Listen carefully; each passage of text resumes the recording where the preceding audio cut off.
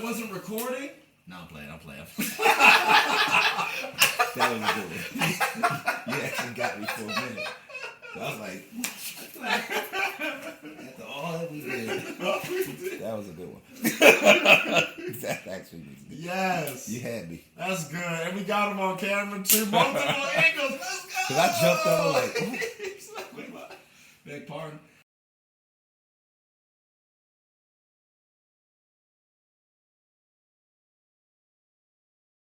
Good morning, afternoon, and evening, ladies and gentlemen. I am Reginald Bullock, and we have Trey Wilder, and this is Just Living Life.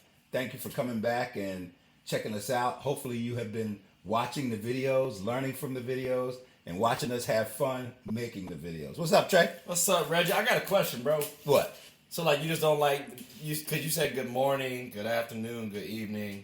You don't like nighttime? Like, you don't care about nighttime? I'm just asking just for clarity. That's all. You said, like, we like to have fun with it. You know what I'm saying? Just, I was curious. You got a problem at nighttime? No, but how many languages do you speak? I mean, a couple. I made up a couple myself, though. So yeah, that's so why. bonsoir, monsieur. What's that? Hello, madam. Sabah Noor. I don't know him. Right. So Sabah Noor is Arabic for good evening. I didn't know that, actually. And bonsoir is French for good evening. And buenas noches is Spanish for good evening. Mm-hmm. Is that night or evening? Buenas Noches? noches. Because it's noche and you think it's night. Yeah, I was thinking night. Now, the other piece that you said, what did I have a problem with? What was your term? Nighttime. It's not called nighttime. When you go to different countries, they say good day and they say good night. So at night, they say good night. Okay. Yeah, they don't say nighttime. They say, like, in the morning, you say good morning. Yeah. At night, they say good night. Right. So I don't have a problem with it, but who says that? I say good night. Like, they got the acronym GN. You just said night. Like, yeah. But you said nighttime. Well, I was asking because you didn't say nighttime. Like, you mentioned evening, morning, the day. You didn't say nothing about night. That's all. I just noticed that. I was curious. That was all. So what does AM stand for? Morning. And what does PM stand for? Evening. Past morning, right? So, I mean, you can call it what you want, but good morning, afternoon, and evening.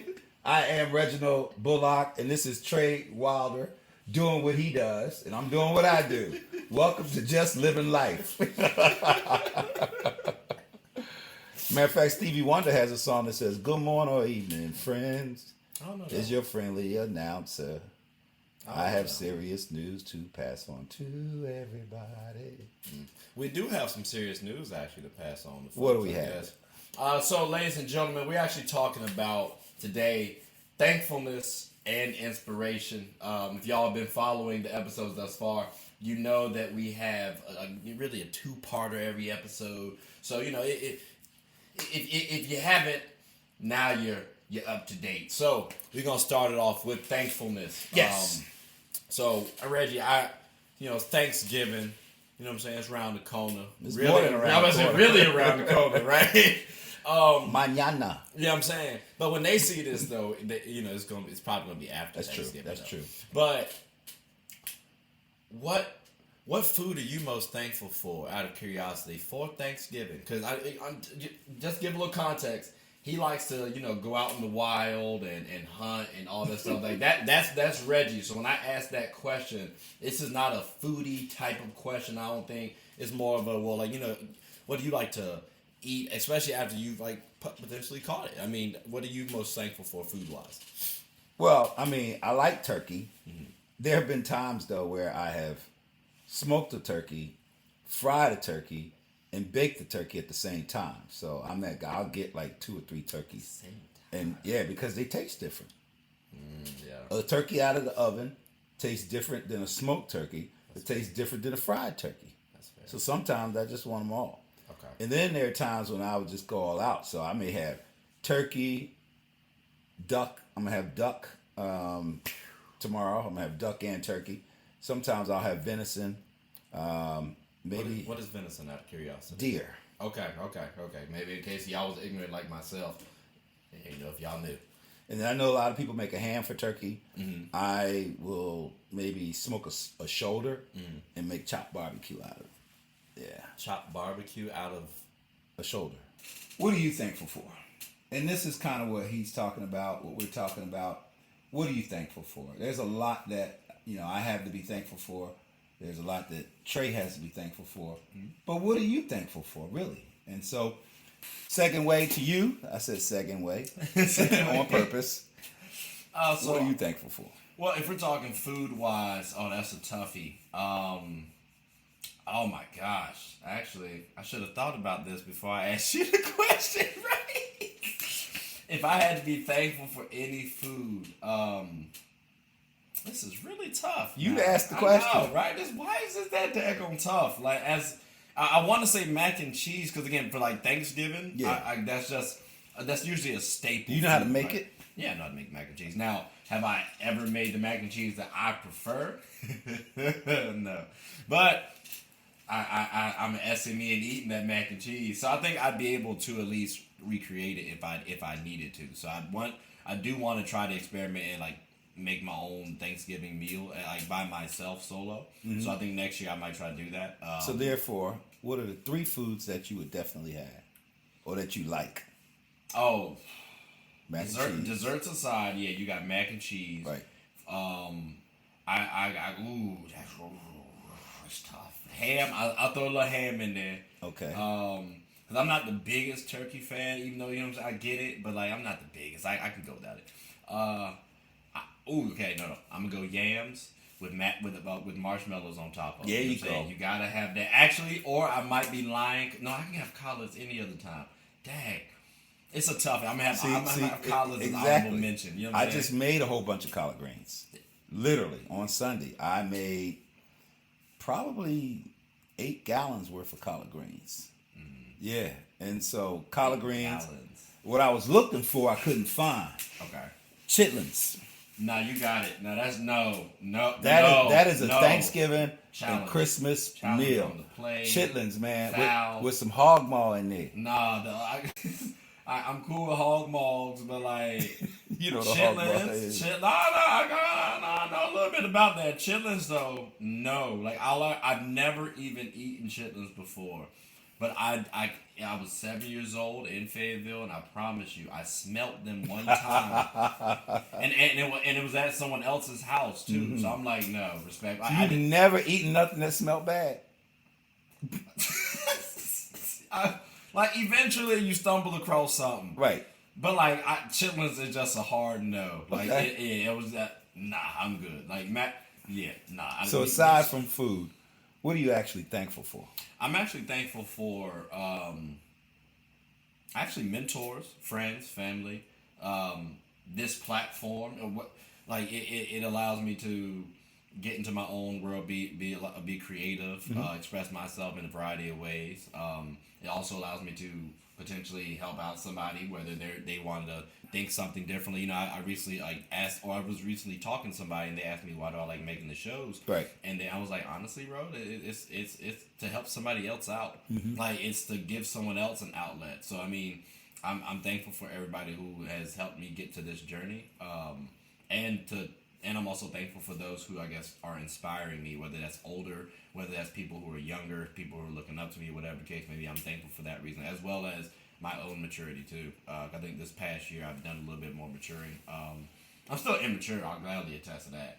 But like I think overall, like I've been taking solid steps to maturing. So speaking of maturity, the 21-year-old Trey, mm-hmm. what should you have been thankful for that you weren't at that year, at that time? Oh, I think how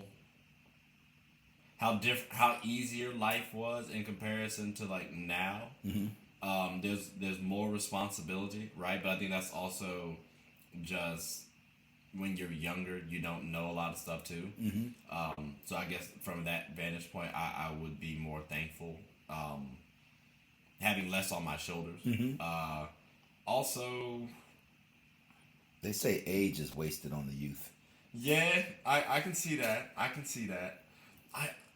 Because I didn't have too many regrets, I guess I would say I'm fairly thankful for a lot of stuff, but like I would be more thankful, I would say, looking back at it now. How about yourself? Well, I mean, I have a lot to be thankful for. I'm always thankful for my health, because the older you get, the more stuff starts to change. I should have said that. At age 55, everything started falling apart, man. Meniscus surgery in both knees, and spinal surgery with pins and screws in my back, and all kinds of stuff. And foot drop, and I mean, I go on and on. Arthritis, and so I'm still able to do things though. Right. I'm not bedridden. Yeah. I'm not walking around with a cane or a walker, and so I'm able to be active and get out there. So I'm very thankful for my health. I've lost so many friends. I remember I went to a funeral last year, and this guy was born 8 hours after me in the same hospital. My mother and his mother were in the hospital at the same time, and I'm at his funeral, and I'm still alive. So I'm thankful, for my health. I'm thankful for life, and I'm thankful for my journey. Yeah. I came from the hood, right? So I'm not there anymore. But the journey from the hood to where I'm at now has taught me so much. To your point, you're able to help people. You're able to do more for other people because of all of those experiences. And so to that end, I'm thankful for my experiences. Yeah, so I mean, it's just so much I'm thankful for. It's been in 2023, it's just been a great year for me. Yep. So I'm thankful for that. Now, we're using the word thankful, but sometimes it's either synonymous or different than the word grateful. What's the difference though between grateful and thankful? Out of curiosity, what's Okay, your Socrates, difference? you tell me what do you No, I'm think asking it is. because I'm actually trying to think. Like when I'm thinking grateful and thankful, I guess thankful maybe more appreciative of surroundings or more appreciative of things that you've observed or witnessed, and then grateful is like something that's like been done, or I'm grateful for this, but I can also be thankful for something that's been done too. So that's what I'm saying. I'm curious. That's what I said. It could be synonymous and it could be different. And so the difference between grateful and thankful, in my opinion, is how you internalize the gratefulness piece. Because the gratefulness piece is when a lot of times there's a spiritual element associated to it. Okay. And so you have a different vibe of why this thing happened or why you have good health. I'm thankful that I have good health. Right. But I'm grateful that I have good health. So I'm grateful means thank you God, or thank you Creator, or thank you to the universe for giving me this opportunity or for allowing me to see the next day. So you're grateful in that.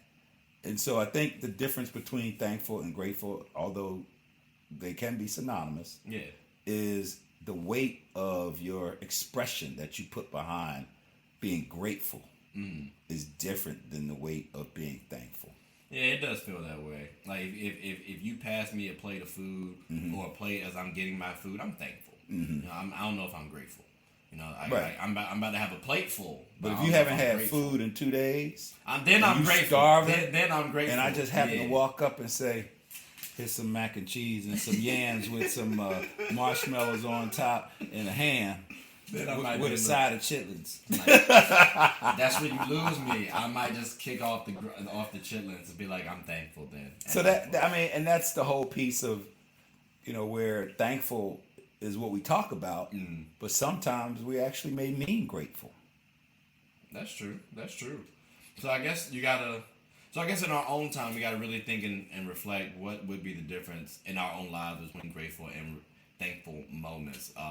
Because something feels a little bit more grandiose, I think that means grateful. And if something, it could. It depends on the person. Right. But again, as you said too, though, it's synonymous. So I guess either word really works, whatever best works for y'all. I think I'm gonna try to go with whichever one is the heavier feeling. I might try to go with grateful, because I don't know that there has to be some sort of difference between the two, like a solid distinction. That does kind of seem like the best answer. I gotta look it up on the dictionary now and see what they say. Cause when's the last time you actually looked in a dictionary? Does Google count? Because I do look up. Okay, I was about to say. Do you even have a dictionary? I do actually. Okay, big one or a little one? It's the little one. Okay, little college one.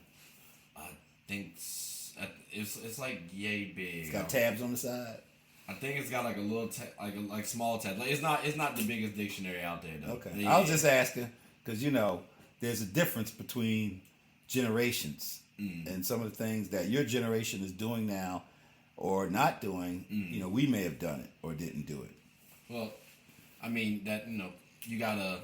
You always grow off what people do beforehand. So when you say we're doing stuff that's built on what y'all did, what are some of the things that we're doing in terms of that dictionary, for example, that you guys used to do? Because it sounds like we used to look in the newspaper at the classified want ads with an ink pen and circle them, and then we would look at the number and call them up and try to get a job. Okay. So you don't do that. No, but it's different mediums too, though. Like we got like LinkedIn, a lot of that stuff like that. Yeah, so it's different platforms. Yeah. Okay. And we had to manually do it. So what about going back to that dictionary thing then? What did y'all do? Like, what did you do back in the day? Or what did you guys do back in the day, dictionary wise? Like, did y'all have a dictionary always on hand? No. Okay. No. You had to go. You would write the word down, or try to remember it, and when you get home, you look it up. Okay. Huh. You mean you had when you say you went at home and looked it up? What you mean? The dictionary is at home. That's what I was asking. Did y'all have a dictionary at hand on home? Like yes. Available. Yeah. Okay. Most homes had a dictionary. Okay. Yeah. So y'all just casually that was a favorite pastime. No. No. Like... No. It was not. As a matter of fact, in English class, they would give you 10 words and send you home to look them up and write down the meaning of them. So you had to go home, find them in the dictionary, and write out the meaning. And I'm not sure if I was thankful for that, but that's what we had to do. Yeah. Well, I'm thankful that they evolved from that point when we got there. You should be. Because that's not ridiculous. Like maybe a little fun, but after a while, I'd get tired of that. Like if you make it to a game, like all right, who can come back with the most words found, and then you see like who can regurgitate the most definitions or something like that. That wasn't fun. Maybe fun was playing basketball, football, roller skating, things like that. That's more fun. But sitting at home at the dining room table with a dictionary and a piece of paper. See, okay, now that's different because I'm also envisioning I'm multitasking. I got a TV in front, you know what I'm saying? I'm watching a little sports, maybe a little Lakers. Kobe was active, you know what I'm saying? So back then, most houses only had one TV, and a lot of them were black and white television, the big giant one, and that was it. You weren't multitasking, watching something like that on TV. And all of those sports that we watch now were not on television. Yeah, it's a little different. And we only had 3 channels. Yeah. But then we had 7. Okay. Yeah, 7 channels total. 7 channels total. So, and we were thankful for that. See, yeah, there's way more than 7 now. Channel 3, Channel 6, and Channel 10, Channel 12, Channel 48, and Channel 33. I remember those. And sometimes Channel 17. That's wild. Yeah, there's way more than with 7 antennas. Now. I remember the antenna days. Those are far gone. But I mean, but I think when you like kind of look back at those moments too, though, or even hear those moments, it makes you more thankful of what you have going on. It today. does. Like my TV now, it's a smart TV.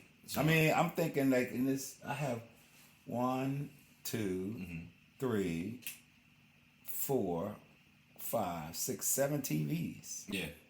And 4 laptops and a PC. Yeah. 6 laptops and a PC. So all of those are screens. Back in the day, we had 1. Yeah. And no laptop. We had typewriter, manual typewriter with a ribbon. So I actually do want to purchase a typewriter. I think it's actually fun. I think it's actually neat. You know what I'm saying? Like it's retro. Like I appreciate the old school stuff sometimes. You know what I'm saying? Like.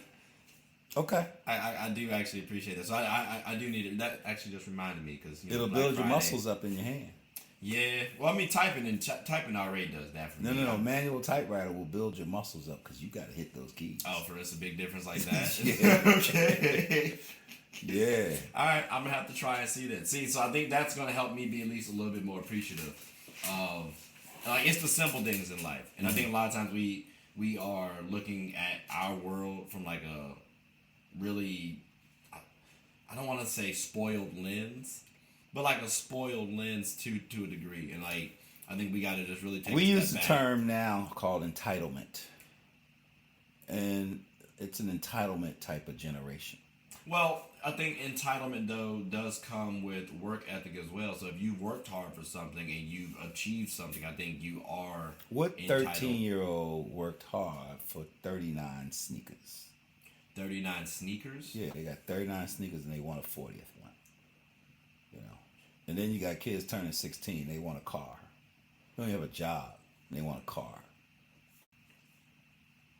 The want is you know is cute. Anybody can have a want. And then they get it. See, So then they get used to receiving these things, and then they start to expect these things, and then when they don't get these things, they get mad or throw a temper tantrum or whatever you want to call it because they feel entitled to this stuff, like it's supposed to happen. Mark down the street got a car when he turned 16. I want a car when I turned 16. See, that's more of a parent thing. Anytime I hear Prom that, coming, high school kids, limousines, and all kinds of other stuff, and parties and everything. They don't even have a job. How is the prom for a 17, 18-year-old costing $5,000-$6,000, and they don't even have a job?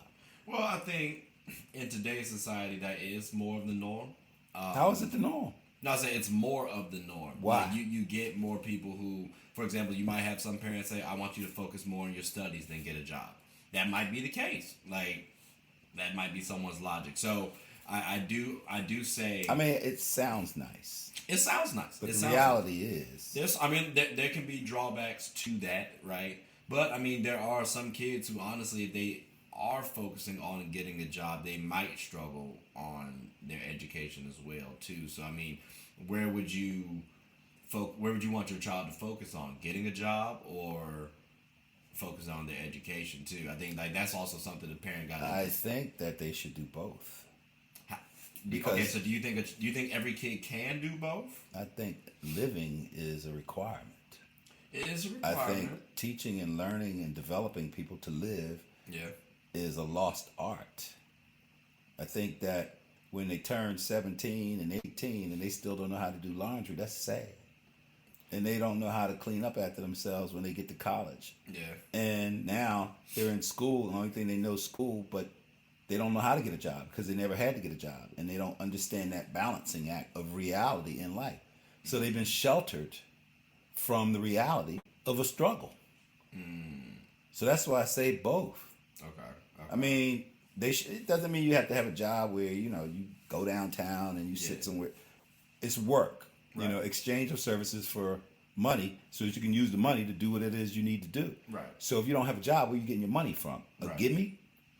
And A just money tree? And just be clear, and just clarify, do you count chores as a job? Yeah. Okay. All right. I just wanted to make sure because I didn't know if you were going to do that. Yeah. I mean, if your parents have you doing various chores, cutting the grass, taking trash out, cleaning the house on Saturday, whatever those things are.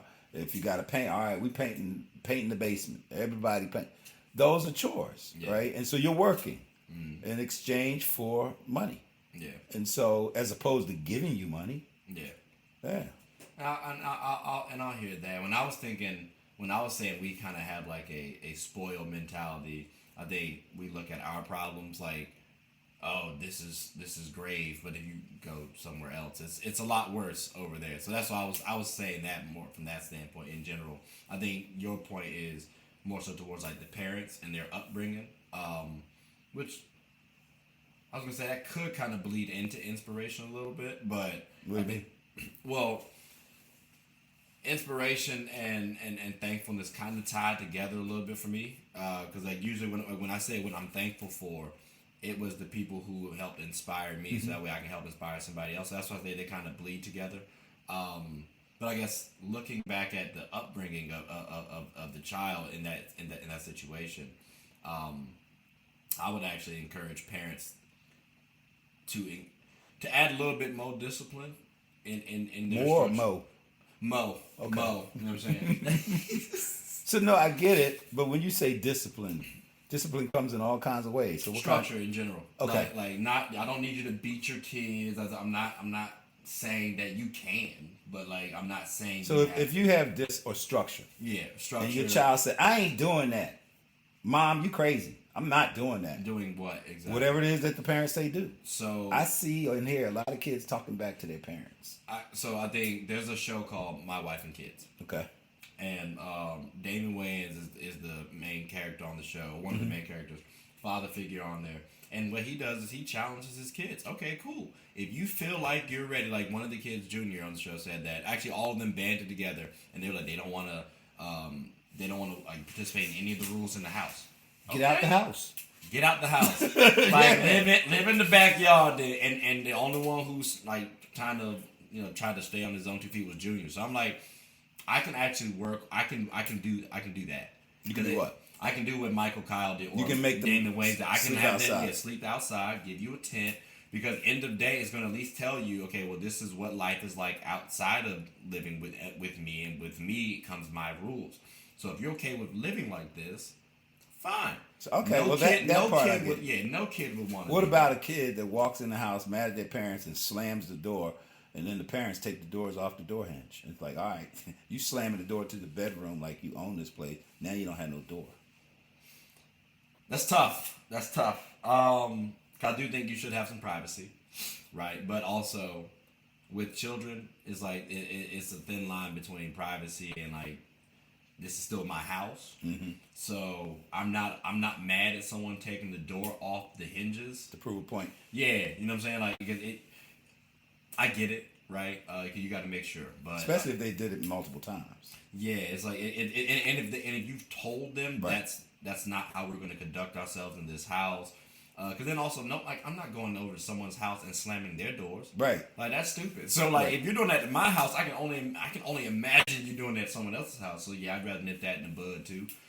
So that's fine. Like, I think that, and that's not punishment to the point where it's detrimental to the child.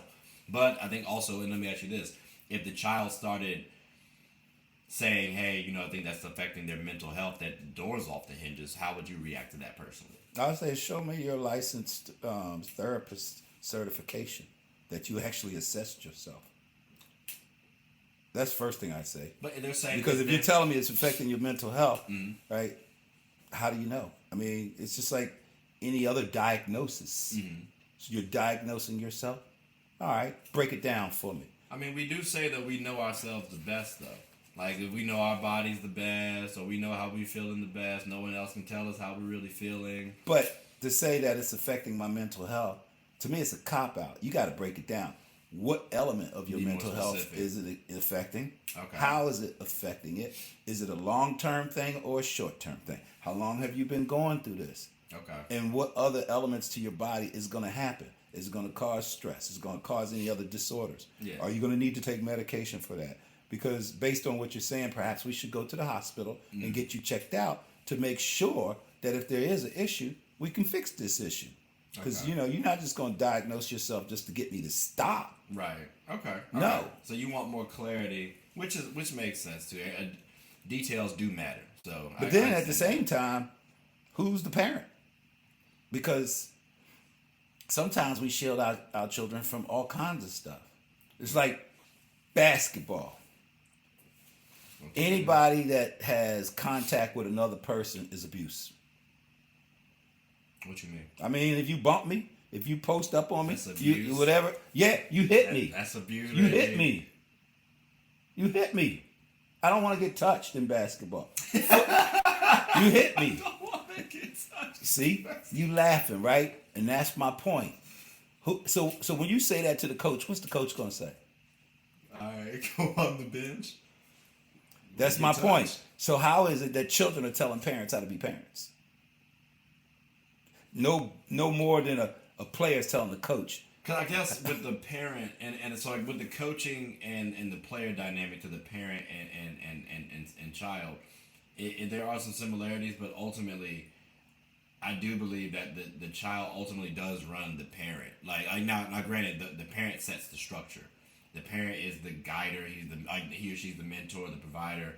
But ultimately, you do everything for the child. Like if you do something wrong, you could lose a child. That's detrimental. Like they are really running you. So I think with the coaches, you're running them. Like you're kind of maintaining them. They're to But a help parent your is a coach. betterment. A parent is a coach.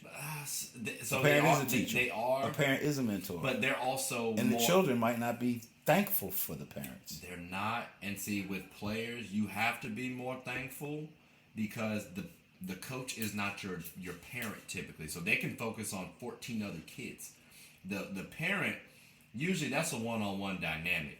Like I would, hey dog, there were some days I wish there was 14 other kids to help out.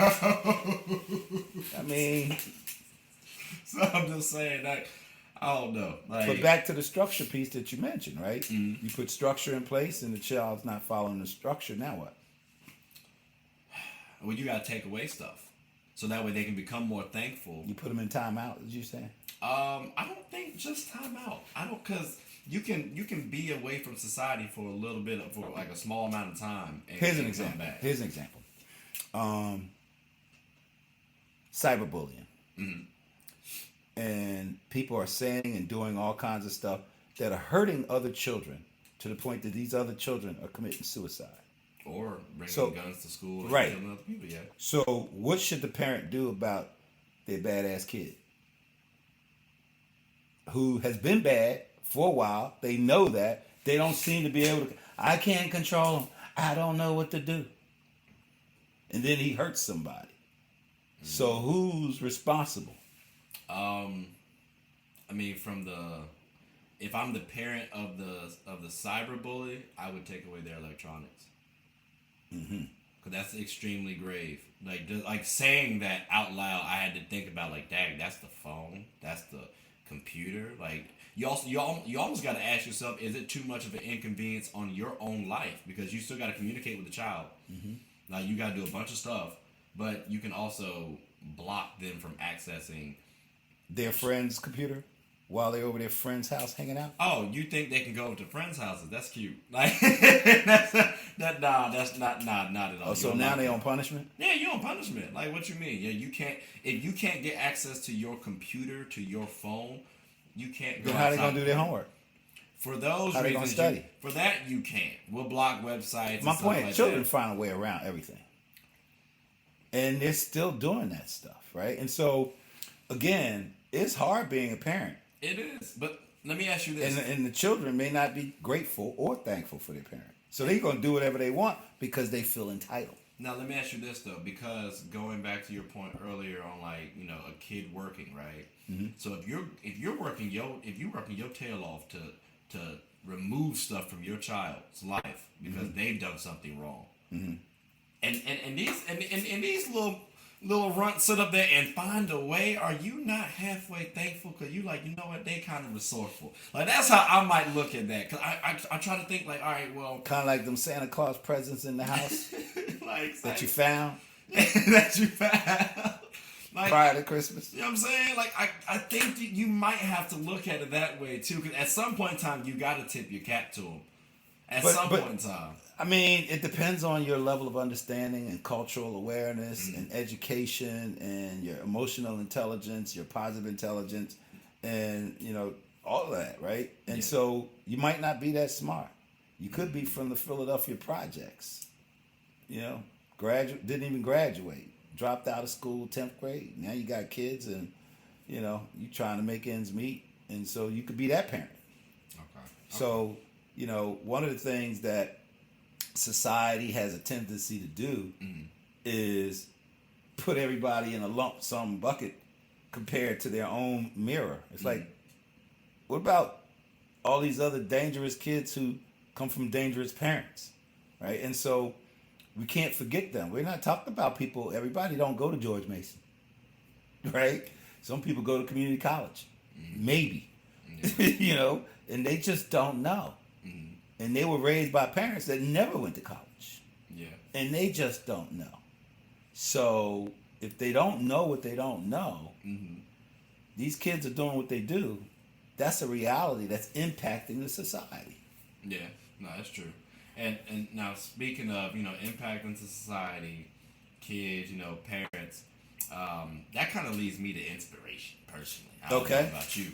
But My question to you is this, Reggie. Outside of, like parents and like, those close cousins and stuff like that, who would you say is the biggest inspiration to you becoming you? Who would you say that would be?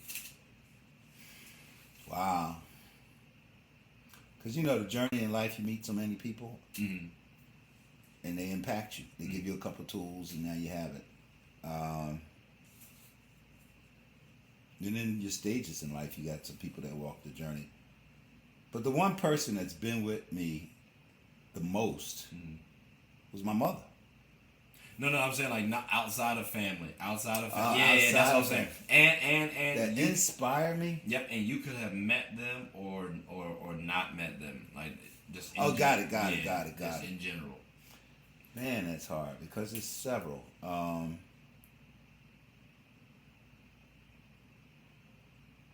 It's several. Like in later day, Daniel James III.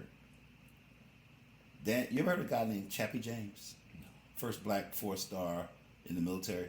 Mm-mm. He kind of started the Tuskegee Airmen, the Eleanor. Anyway, his son was also Daniel James III. He became 3-star general, director of the Air National Guard. Okay. And he was like a father figure to me and a mentor. I think when I was a captain in the Air Force. And so him being a black officer at that level understood what stuff is that you got to go through as a black officer. Right. And he and I would have those kind of conversations, but he would also navigate me, mentor me, right. Coach me. He would come over my house and we would talk. And I was his exec at times and helped him out. But he was an example of perseverance and just intestinal fortitude. I remember when they wanted to make him the 3-star general, all of a sudden all these investigation things start popping up. And so now they got to investigate him, right? For almost a whole year. Not, we want you to be a 3-star general, we'll send you to Capitol Hill, sit in front of Congress, and get your Senate confirmation on, and you good. Yeah. 2-3 weeks, maybe a month. No. Before that even happened, they wanted to play with him. And I watched that. And he would just help me to understand certain things. When he goes back to his hotel room at different conferences, he put on Boney James and just chill. He was an example. And that the inspiration piece is that he was just one generation after Tuskegee Airmen started. Because that was his day. And so he went through some stuff. He was an Air Force pilot, right? And then the Tuskegee Airmen, they went through stuff. Yeah. Right? Bread and water and sleeping in a tent in the snow. I mean, and then get in the airplane and fly, and the airplane's cold. Right? And so he just taught me stuff. He would show me how to do things. When he's up there on stage doing a speech, afterwards, I would ask him, can I have that speech? He said, sure, here. And I look at it, and I would see how he scribbled all over it, wrote this. I'm like, so this is how you do it. And then one time he gave me a speech that he did, and I looked at it, I was like, this doesn't sound like anything you said. He said, I know. He said, my speech writer wrote it. I didn't like it, so I just.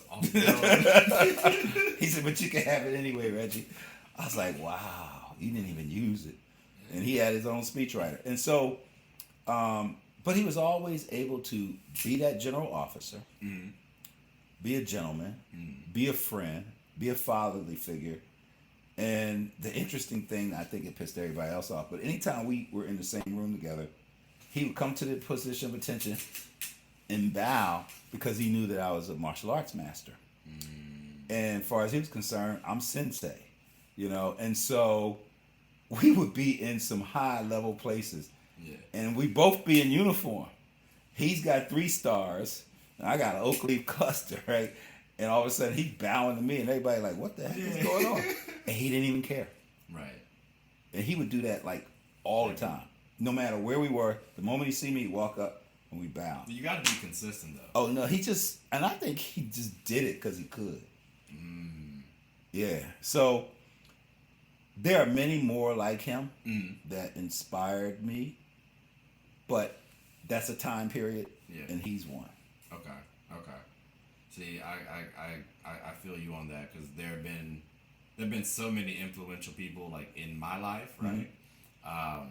If I had to pick one again, it's tough, but I would say, and I've never actually met the man before, but Kobe Bean Bryant, you know what I'm saying? That's why I got the man's jersey. I'll talk to me. I knew he was going to get to that 24. But no, like he's been very inspirational.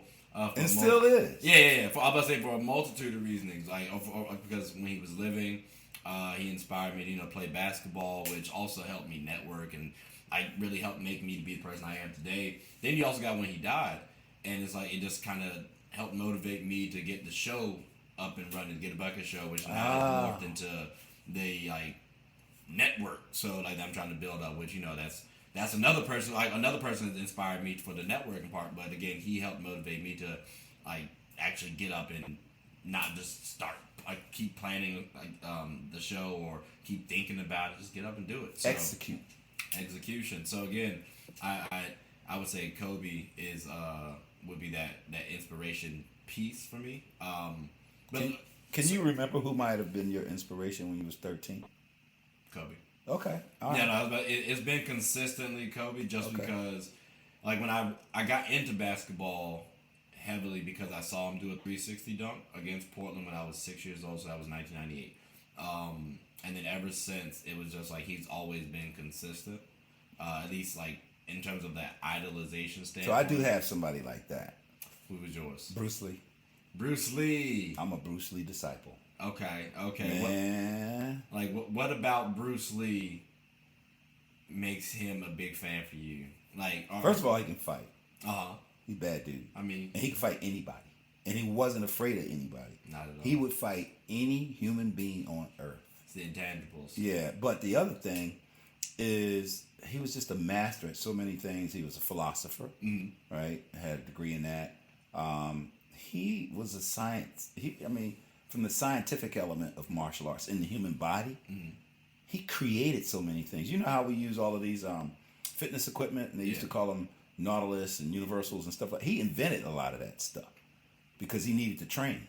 Okay. So he came up with a lot of that stuff. Interesting. Yeah, he wrote the movies that he didn't get credit for.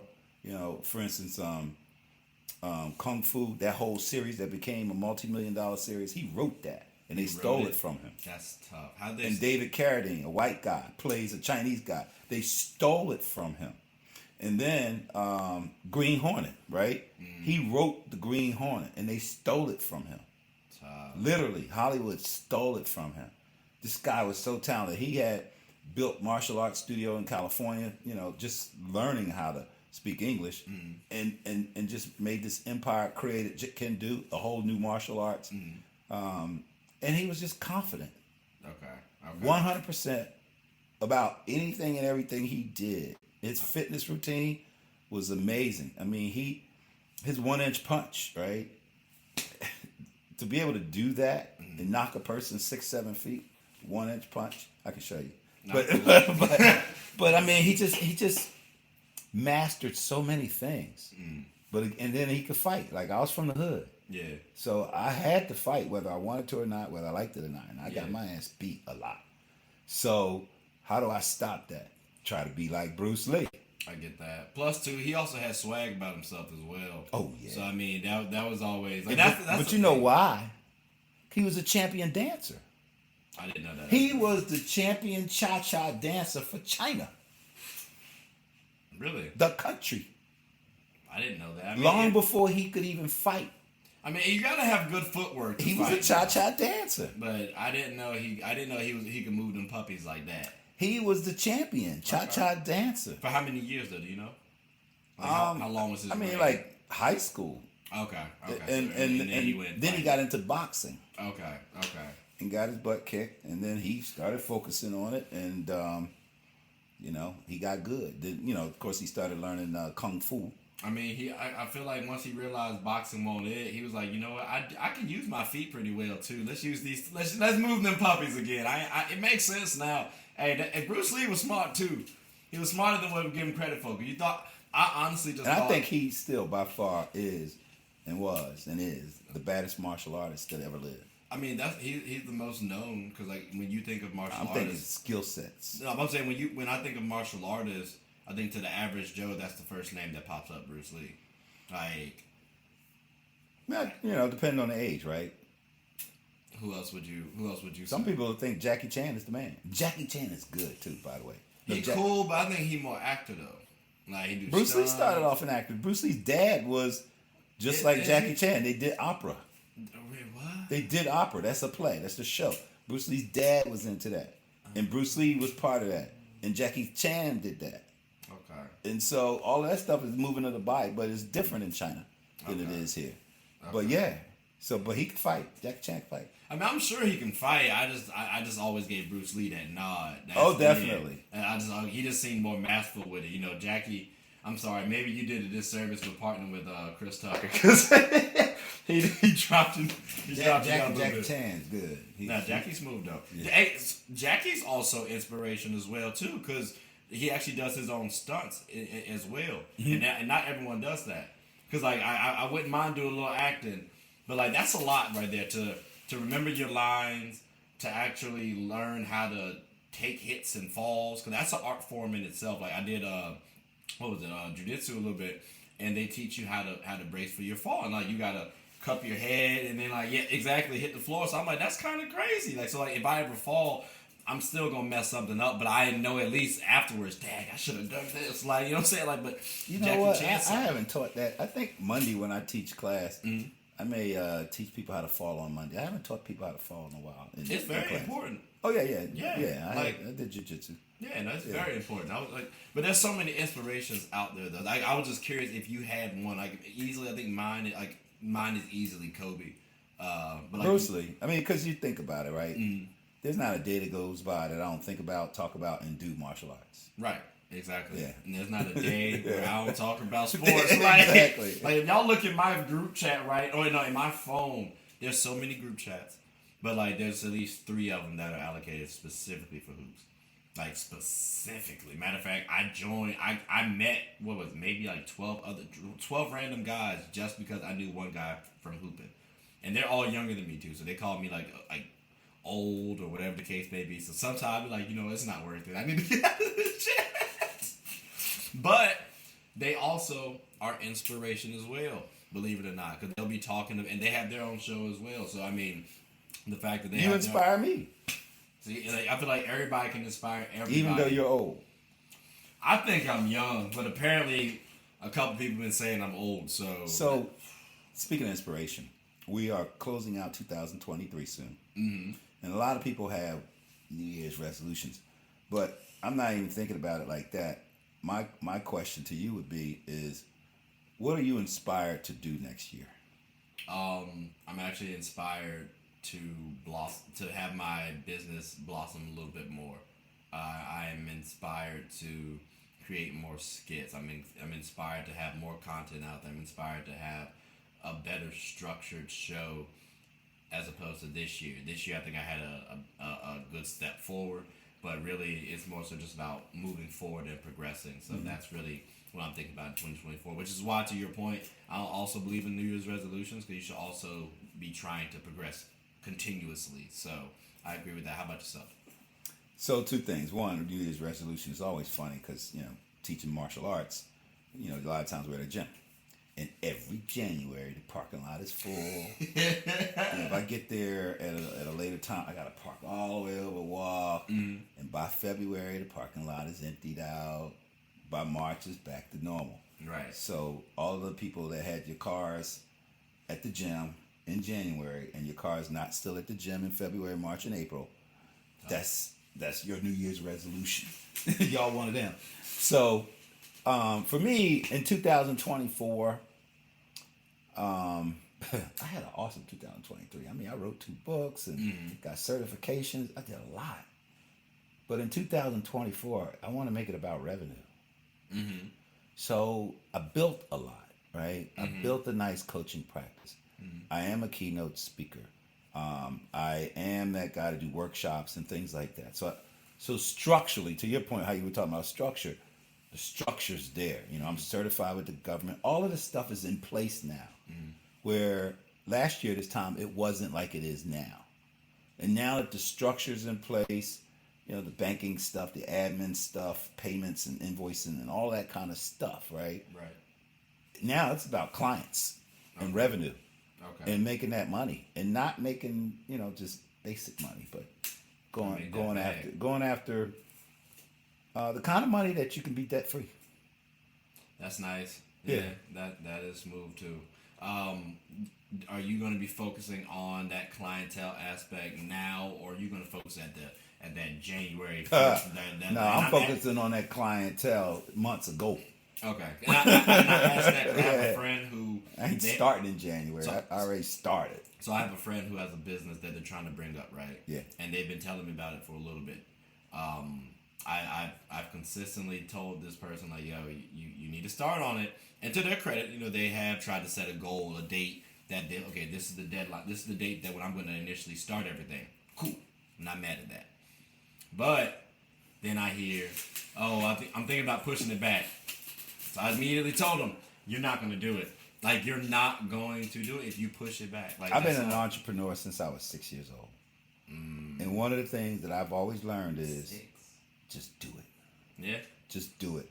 Because it's not going to be the way you thought it was going to be. It may take longer than you expected. You're probably going to make a lot of mistakes and screw some stuff up. Mm-hmm. So if you just start now, whatever that date is that you have in your head, well, maybe by that date, you will have learned enough that you're doing better. See, it's tough, though, because I will say, sometimes I will... All right, so I like to plan stuff out, right? It skips on the execution piece sometimes. So it's like, I don't know, Reggie. Like, you do need to make sure you do your due diligence.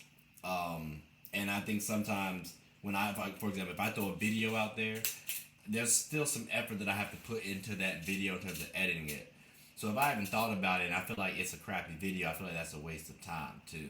So that's why I'm also like, I get it. I do understand their point when they're saying, they want to start at this date just because they want to make sure they do all this research and all this stuff. But also to your point, sometimes you do just have to go out there and just do it and accept failure because that's how you learn too. You do improve. The reality is, why are you doing any of this stuff in the first place? And most of it, if it's a business, is to make money. So the question is, at what point do you want to pay your bills? Next year? Year after? So when I hear people talk about business, I'm like, all right, when do you want to pay your bills? Yeah. Yeah. And a lot of times too, especially in this space, because I was actually talking with one of the Neos, and like he's trying to focus on the business aspect of this videography world. And I'm like, it makes sense.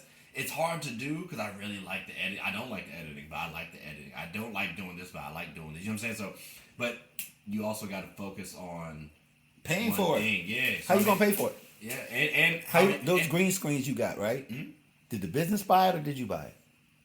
Business bought it. All right, if you say so. Business bought it. And so the point is that for those people who delay or procrastinate or plan, mm-hmm. It's like, okay, if you don't have no bills to pay whatsoever and you can just play business, fine.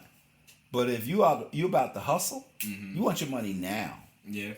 I mean, that was my book, right? It's all about the hustle. Right. I want to get my money now. Exactly. I want to buy a house now. I want to buy a car now. I want to buy a suit now. I want to buy equipment now.